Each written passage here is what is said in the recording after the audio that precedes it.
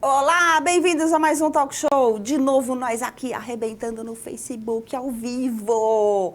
E antes de apresentar meu entrevistado de hoje, vamos falar dessas imagens que vocês estão vendo aí atrás. Essas imagens já estiveram no programa Talk Show, tá? Vocês vão ver aí umas pinturas em preto e branco que são da Fê Mota.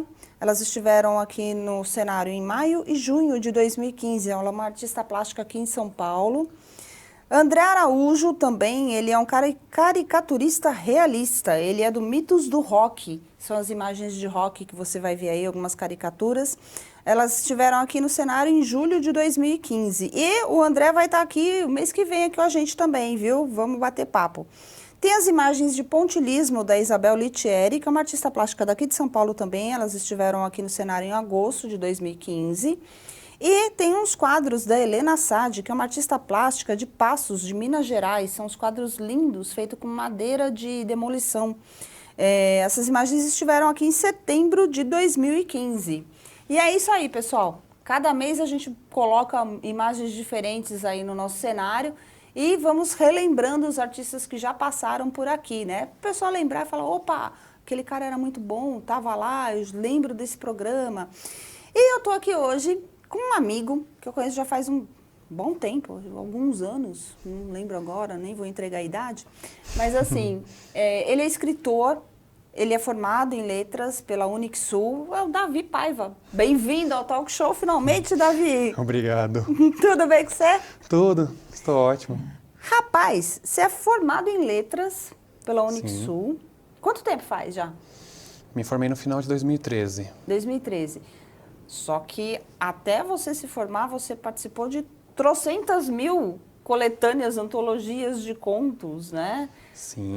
Foram ao total quantos? 28 antologias. Na verdade, eu já estava participando delas desde 2013, que era o meu último ano da faculdade. Nossa, foi só em 2013? Eu achei que tivesse sido antes. A gente se conheceu antes, não foi? Acho que sim. Não, lembro que nos conhecemos, acho que foi em 2014. Gente, o tempo tá voando, eu não tô me dando conta, não, é porque isso? eu me atento às vezes a datas e, no caso, em 2000, eu já tinha feito um projeto de prática de escrita dentro da universidade, que me rendeu uma publicação no final de 2013, mas até lá eu já tinha publicações. De 2013 para cá foram participações em 28 livros por 8 editoras diferentes. Nossa! Caramba, 8 editoras diferentes. Sim. E você escreve mais sobre... São contos, mas você deve ter um tema preferido, não tem não? Sim, o Fantástico. O Fantástico é o tema que mais me atrai. Tem gente pedindo beijo aqui. Posso mandar beijo já? Pode, Magre, claro. de beijo pra você, linda! Já tá pedindo, manda beijo, fala meu nome. Tá ótimo assim, é isso aí. Facebook é isso, interação. Desculpa, eu te cortei. Pode ficar tranquilo. Qual a temática que mais te atrai? O que você gosta mais de escrever? Olha, eu gosto muito de escrever sobre fantasia, porque a fantasia ela é uma forma, às vezes, como nós retratamos a realidade. Então, eu gosto bastante de usar a fantasia para passar um pouco sobre o que vivemos. Eu acho que abaixo disso está o romance, porque, querendo ou não, nós somos criados, assim, às vezes, para pensar um pouco sobre o aspecto romântico. Você acha? Acho que sim, viu? Você é ariano. Ariano não é romântico, não vê com essa história, não. Nós somos românticos quando nós somos bem tratados. Tô brincando. Você gosta mais, então... Mas todos os seus contos vão para esse lado, não? Não, eu escrevo no tema do concurso que tiverem. Então, eu já participei de fantasia, romance, terror, infantil, zumbis, comédia. Enfim, se aparece a vaga e eu tenho ideias e eu posso esquematizar, então eu arrisco, sim. Vamos explicar para o pessoal como é que funciona essa coisa de você publicar em algumas coletâneas. Muitas delas, eu não sei se todas as que você participou, mas muitas têm a coisa da publicação colaborativa ou participativa. Isso. Né? Que os autores acabam dividindo, junto com o editor, acabam dividindo os custos da edição, né? Da publicação. Uhum. Tem bastante editoras trabalhando dessa forma hoje? Todas Sim. as 8 que você passou trabalham dessa forma? Sim, cada uma escolhe o seu método. Algumas preferem trabalhar com taxa de inscrição, outras preferem trabalhar com obrigatoriedade de compra de exemplares, uma quantidade mínima. Tem editoras que preferem trabalhar com a possibilidade de venda até um determinado prazo. E tem editoras que apenas estabelecem: você adquire seu exemplar de autor, se você quiser comprar mais exemplares para depois revender ou doar, aí fica a seu critério, mas a quantidade é o próprio autor que define. É uma forma de todo mundo rachar o custo e o risco, né? Exato. Porque geralmente são, como você falou, você começou a escrever e a publicar a partir de 2013. Isso. Né? São autores iniciantes. Né? Então sim. a editora também não sabe qual é o risco de estar com esses autores, né? Sim, muitas vezes o autor, pelo fato dele ser novato, ele está no mercado e ele precisa ser reconhecido. Estamos num país no qual o pessoal mal lê, então nisso não adianta querer pensar que vou comprar exemplares, vou vender, vou sair na lista da Veja, sabe? Top, primeiro, lá best-seller, né? Sim, você tem que começar bem por baixo. Às vezes nem a sua família compra seus exemplares, Verdade. nem os seus melhores amigos compram seus exemplares. Verdade. É mais fácil você às vezes vender um exemplar no trem do que você vender um exemplar para um vizinho. Passei por isso. Eu também tive um conto publicado numa dessas edições participativas, numa dessas editoras, né? E realmente, às vezes, o estranho, né, entre aspas, o desconhecido, vai querer comprar o livro porque você conversou com você e você tem um conto que está ali publicado, né? Mas o pai, a mãe, o vizinho, tio, irmão, irmã... você publicou? Tá bom. Sim, eles veem quase o escritor como um Isso é geral, deus. então não é só comigo. Então, às vezes a pessoa fala: nossa, você é escritor, isso aí deve ser incrível. Mas não, no caso, para os familiares que cresceram vendo a pessoa se tornando escritor, então eles pensam: você tem um livro? Então me dá. Mais ou menos isso, né? E como é? Bom, você publicou vários contos e chegou a uma editora em que você foi convidado a organizar uma coletânea. Isso. Como que funciona isso? Como foi isso para você? Nossa, foi a melhor experiência assim da minha vida nesses anos de mercado editorial. Eu havia participado da editora Darda, da antologia Conta-me, com um conto que eu gostei bastante. Eu gostei da forma como eles me tratavam, gostei da forma como eles tratavam os participantes. Eu já havia perguntado para um participante antes: eles tratam bem as pessoas? E disseram: sim, eles tratam muito bem. E eu vi isso. Então, eu resolvi reunir um pessoal para um projeto. E com isso, eu resolvi, então, mostrar para eles: olha só, eu já tenho um projeto, já tenho um regulamento, já tenho um time. E se vocês quiserem, podemos publicar. Eles falaram: sim, aceitamos. Bora lá, né? Organiza sim, aí, exatamente. Vendi a ideia. Normalmente, essas coletâneas têm isso, ela tem um regulamento. Então, você vai ter...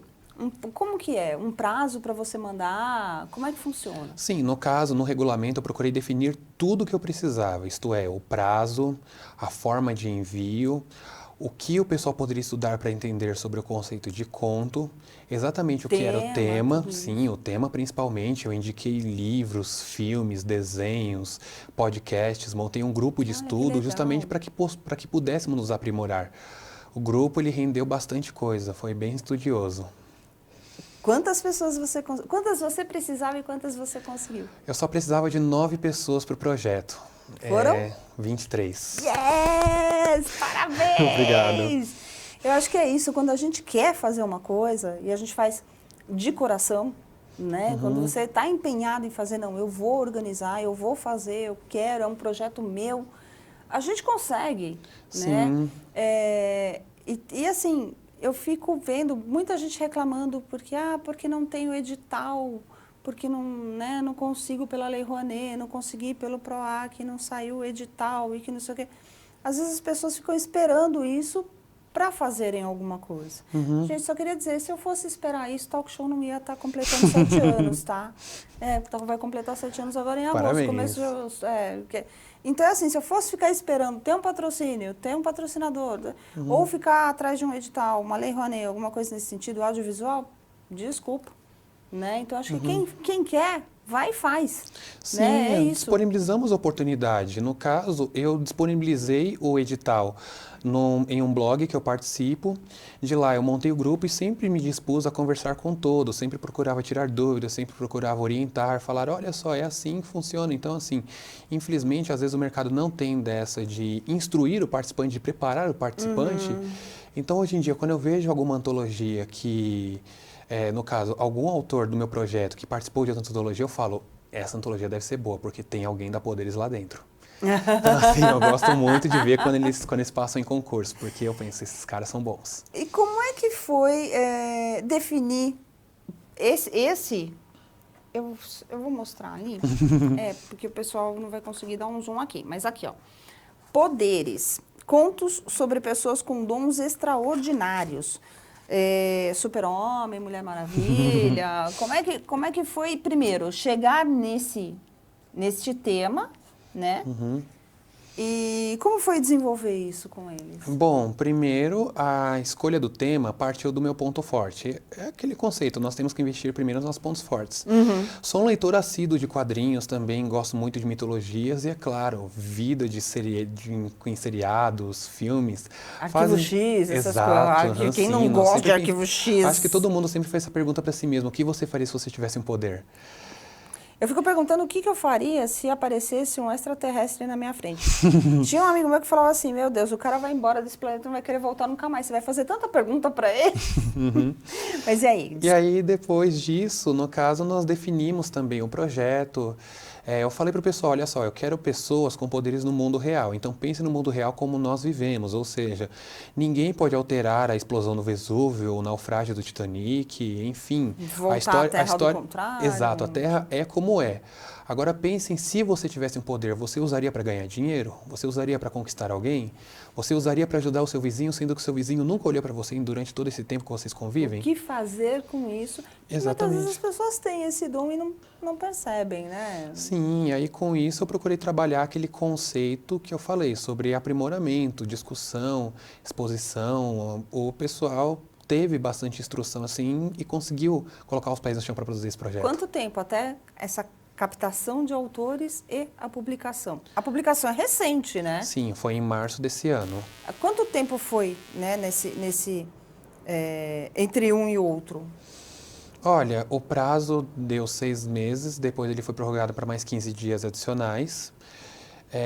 Tivemos que reunir mini-biografias, revisões, diagramações, enfim. Isso leva tempo. Mas eu sempre deixei claro para o pessoal, olha só, pessoal, estamos trabalhando e eu sempre procurei trabalhar através da transparência, isso aí. Mostrava para o pessoal como estava o andamento do projeto. E se quisessem perguntar para mim ou para a editora, nós... Estariam ali dando... Sim, sempre dava um esclarecimento. Estavam casados naquilo que estava sendo dito, né? Exatamente. Tudo certo. Sim. Mas você também escreveu um livro que eu sei, não são só os contos, fora aqueles monte de ideia. Você fala, quantas ideias você tem para contos que você estava me falando antes? Atualmente, mais de 100, acho que devo estar na casa dos 155 ideias. Sempre anoto uma ideia. 155 ideias, ele sabe exatamente. Não é na casa de, são 155 ideias para contos. É que eu anoto e coloco numa pasta. Aí eu, como eu não gosto de desperdiçar nenhuma ideia... Você vai marcando e vai... Isso, aí eu vou riscando, vou atualizando, sempre mantendo a contagem de quantas ideias eu tenho por tema também. Gosto de fazer esse projeto porque ele me mantém bem organizado e não faz eu perder nada. Bom, a Ariana é meio metódico mesmo, a gente sabe. E você escreveu um livro inteirinho, bonitinho. Sim, Como é que tá esse filhote? Cavaleiro Negro é um projeto que levou mais de um ano para eu escrever. Eu já o terminei, já passou pelas leituras beta, está em processo de revisão também, vai ser publicado pela Darda Editora. E estamos aí na Borboletas revisão. no estômago, né? Sim, Ai, meu filho vai nascer. Sim, vai ser a minha odisseia quando esse livro sair. Qual é a previsão dele? Porque eu sei que agora ainda tem diagramação, tem revisão, o texto vai, o texto volta, tem uma série todo um processo aí que é meio demoradinho também, né? Olha, já conversei a respeito disso com a editora, Capa, estamos, sim, também correndo atrás do projeto da capa. E assim, temos sim a previsão de publicar ainda esse ano. Se não sair para esse ano, eu Eu aceito sim a possibilidade de lançar ele no ano que vem. Eu estou bem animado, sim, para fazer um bom trabalho. 6 meses aí pela frente, tomara, hein? Pensou É. sair ali perto do Natal? Não tem problema não. Se lançar no início do ano que vem, em março também, porque o Poderes foi lançado em março, pouco antes do meu aniversário. Opa! Então aí serão... Finzinho de março, né, seu aniversário? Isso, dia 22. Então com isso eu penso, poxa, ó, sempre perto do meu aniversário eu tô lançando um livro, tá ótimo. Pô, bacana. Mas já tem mais coisa aí sendo escrita, não tem não? Sim, estou trabalhando já num outro projeto de um livro de contos só meu. Já negociei também outros projetos paralelos e, é claro, também organizando mais antologias. E sem ser contos, romance, alguma coisa assim, também já tá na... Sim, sim. Tipo o Dragão Samurai? O Dragão Samurai foi uma ideia que eu tive ontem. Samurai. Pode ser um conto, pode acabar virando uma novela, que seria um texto um pouco mais extenso. Mas assim, eu primeiro quero me aventurar num projeto só de contos meus, aí depois eu quero sim fazer um outro romance dentro do mesmo universo do Cavaleiro Negro, não vai ser uma continuação. Então fica aquela coisa, já que eu tenho um cenário próprio também, que é um mundo fantástico que eu criei, assim eu quero explorar bastante esse cenário e entreter o pessoal. Além disso tudo, você não está dando aula, né, no momento, mas você dava aula em cursinho e tal. Sim.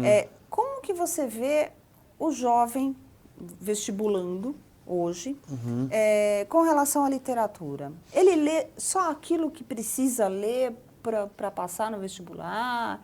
Como que é a relação dele, você que está mais próximo deles? Olha, o estudante de vestibular, eu acho que ele é assim uma pessoa que não teve o tempo da escola pública ou às vezes da escola particular, porque tem escolas particulares sim, que às vezes elas são complicadas. E ele lê muito pela necessidade. Então, às vezes ele vai ler o Bom e Velho Machado de Assis, bom e velho para nós.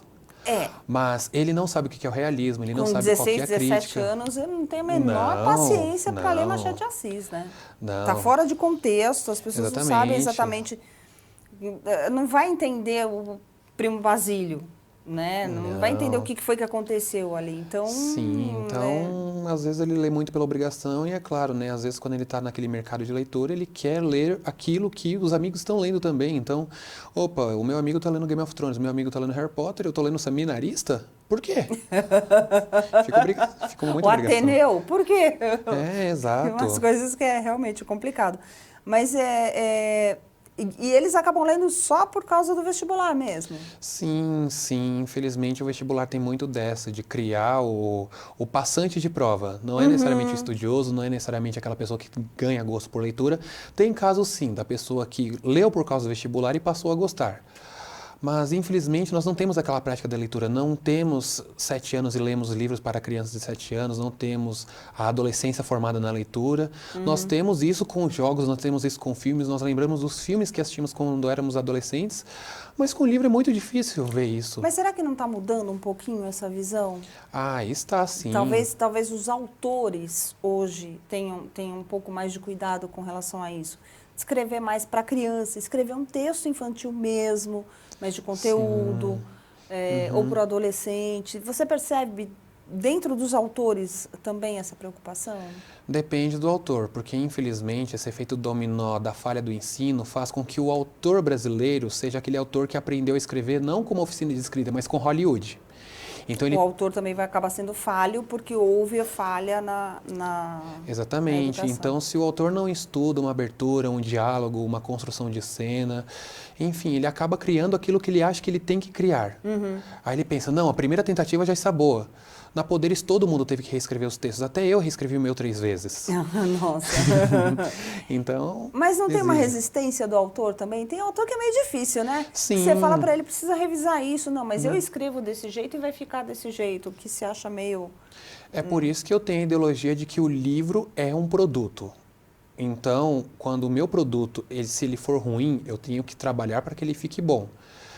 Tem muito autor que acha que o livro ele é a passagem dele pela terra, então você não pode alterá-lo, porque senão isso significa que ele perdeu o status. Meu filho, não mexe Exatamente, no meu filho. Sim, eu posso mandar beijo para um monte de gente que está assistindo? Pode, claro. Para a Magrid, que eu já mandei, para o Fábio Marçal, Gigi Jardim, Lília Concelos, Dudé Vocalista, Cássia Paz, Alex Silva, Cleide Tirola, Rosana Ross, Paulo Laureano, Luciana Jorge Morello, Wilgner Santos, Alex Aquino Silveira, primo, beijo. Tem um monte de gente aqui, Wilson Rodrigues Júnior, Elza Garrido, Roberto Santos, Nelson Blanco, Thaís Freire. A Thaís Freire! Se a Thaís não estiver assistindo, gente, alguém aqui ia ter um treco depois. Eu já tô aqui. Quando sai o casamento? Vai Isso. com calma. Um conto de cada vez. Um conto de cada vez é ótimo. Não, que é a namorada dele. É por isso que eu falei, se a Thaís não tivesse curtido, não tivesse visto isso daqui, nossa, ele ia ter um treco aqui, né? Até, quantos minutos você precisa pra mandar beijo pra todo mundo? Uns 50 minutos, pelo jeito? Que isso, pouquinha gente, sabe? É porque eu procuro definir bem, assim, família, amigos, participantes da Poderes, Thaís, é claro, também. Calma. E Darda. Calma, você vai mandar beijo pra todo esse povo. Uma coisa que eu queria perguntar pra você, tem muito escritor que já vem com um pseudônimo, né, com um nome que seja um nome pensando num sucesso nos Estados Unidos ou na Europa, então já é um nome modificado com um sobrenome forte. Como que você vê isso? Como que você lida com isso? Bom, no já caso... pintou autor assim pra você? Sim, já Sempre pintaram, tem, né? sim, mas assim, é aquela coisa, no caso do pseudônimo, eu sempre falo pra eles, olha só, pessoal, um livro que vocês lançam marca vocês pelo resto da carreira. Então não adianta você lançar o nome de Davi Presley para depois querer mudar numa fase em que você fala, não, agora o meu nome vai ser Davi McCartney. Não, pensando bem, agora vai ser MC Davi. Não, gente, você não é um camaleão. Para isso já tivemos o David Bowie, não exagera. Porque tem muito autor que faz isso, né? Tem autores... É o pessoal meio fora da casinha, né? Não... Hollywood. Pé no chão, né? Falta pé no chão. Falta muito pé no chão. Falta muito mesmo.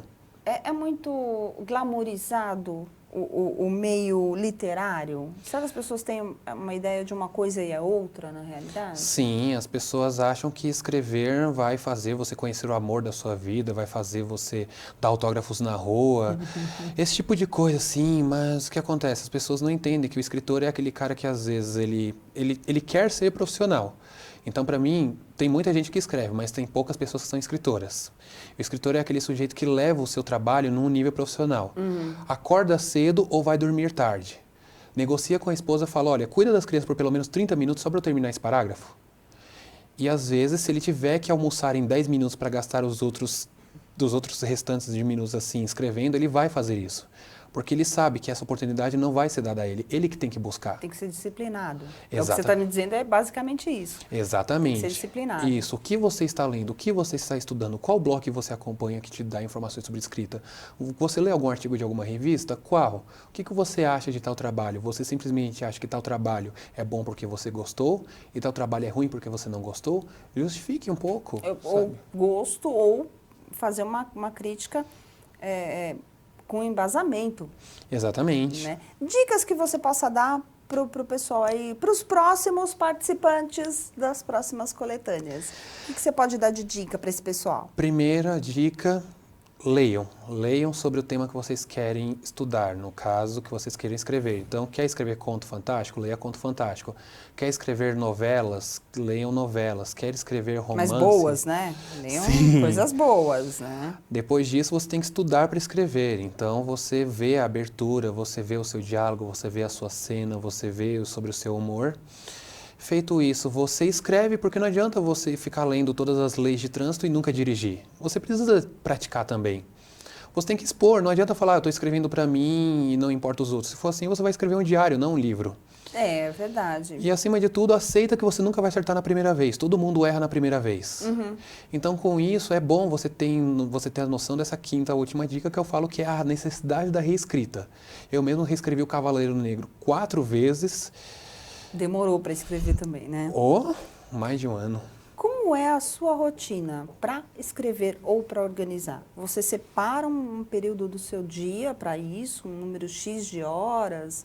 Sim. É uma outra dica, né? Que serve Exatamente, pro pessoal. sim, é uma dica muito útil.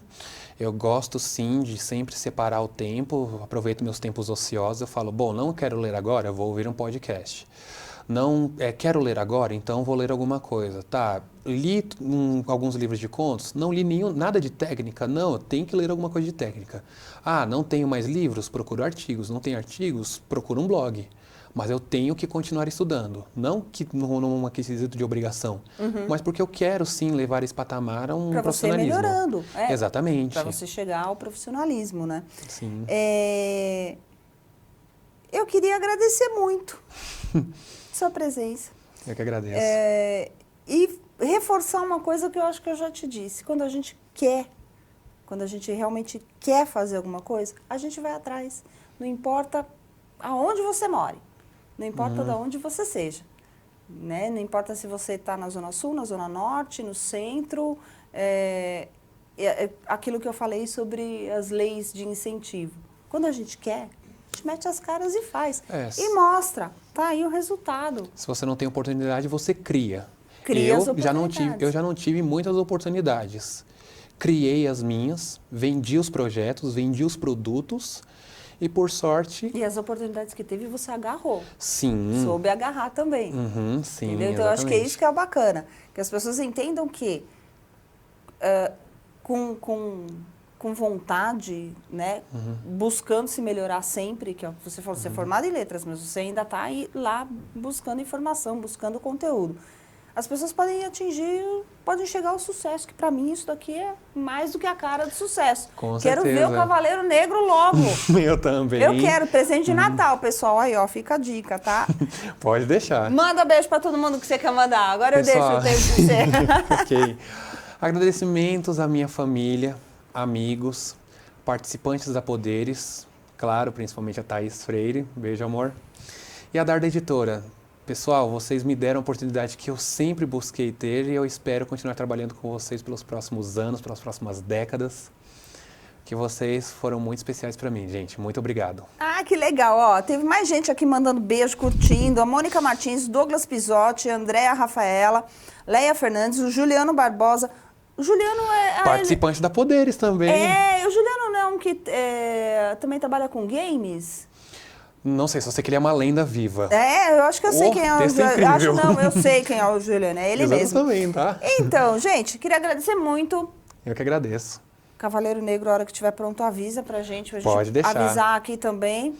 Agradecer você que ficou aí assistindo, o pessoal que mandou um monte de beijo, um monte de abraço. Semana que vem tem mais talk show via Facebook e no Twitter também. Tá, eu esqueci de falar hoje, produção. Passou. Mas é assim, se você usar a hashtag FlixTV no Twitter, seu comentário vai acabar aparecendo aqui embaixo. Fica pra próxima. Obrigada, querido. Obrigado. Beijo, sempre bem-vindo. Beijos.